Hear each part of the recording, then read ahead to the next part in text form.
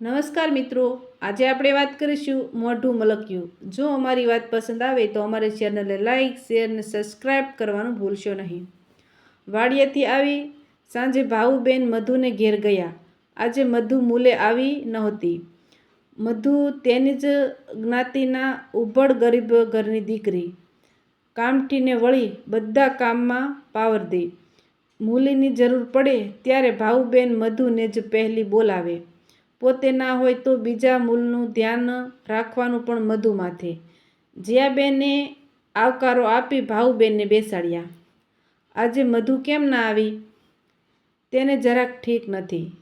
મધુ ઘરમાં સૂતી હતી, પણ કાલે ઘણા મૂલ છે ને મારે ખાસ બહાર ગામ જવું પડે તેમ છે।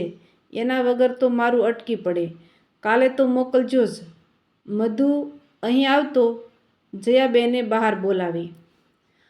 આવો માસી, જય શ્રી કૃષ્ણ કહી મધુ બેઠી। દીકરી કાલે વાડીએ જઈશ? માએ પૂછ્યું। હજી સાવ ઠીક તો નથી, પણ લ્યો ને જઈશ, મધુએ કહ્યું। ભાવુબેન જવા લાગ્યા, પણ જયાબેને આગ્રહ કરી બેસાડ્યા। મધુને ચા મૂકવા કહ્યું, તે રસોડામાં ગઈ। જયાબેને કહ્યું, બેન, તમને એક વાત કહેવી છે, પણ જીભ ઉપડતી નથી। ખસકાતા અવાજે આગળ બોલ્યા, તમે એને મૂલે લઈ જવાને બદલે કાયમ લઈ જાઓ। અમે તમારા વડિયા નથી? તમે જમીનદાર ને અમે સાવ મજૂરિયા, પણ મારી દીકરી તમને ઉજળા કરશે। તમે કાલે છોકરી જોવા જવાના છો તે વાત દિનેશે મધુને કરી છે। તમારા ઘરમાં વાત કરતાં એ શરમાય છે।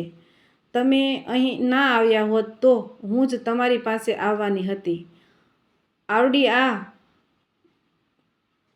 કલાકવારથી મને ટોક ટોક કર્યા કરે છે। દિનેશ ભાવુબેનને એક જ સંતાન દીકરો હતો। તેને બધું સમજાઈ ગયું કે બેય એકબીજાને ગમે છે। આટલામાં મધુ ચા બનાવી લાવી। ચા પીતા પીતા એ એકટીસે મધુને નમણાંએ નીરખતા રહ્યા। મનમાં થયું, કંઈ ખોટું તો નથી? મારી વાત ધ્યાનમાં લેજો, જયાબેને ફરી કહ્યું। જોવાનું નક્કી થયું છે એટલે જવું તો પડશે જ, એમ કહી ભાવુબેન ચાલતા થયા। જયાબેન બોલ્યા, આવજો। મધુ પણ બોલી, માસી આવજો। સામું જોયા વિના ભાવુબેને કહ્યું, હવેથી મને માસી ના કહેવી। મધુ શરમાઈને નીચું જોઈ ગઈ, પણ મોઢું મલકી ગયું।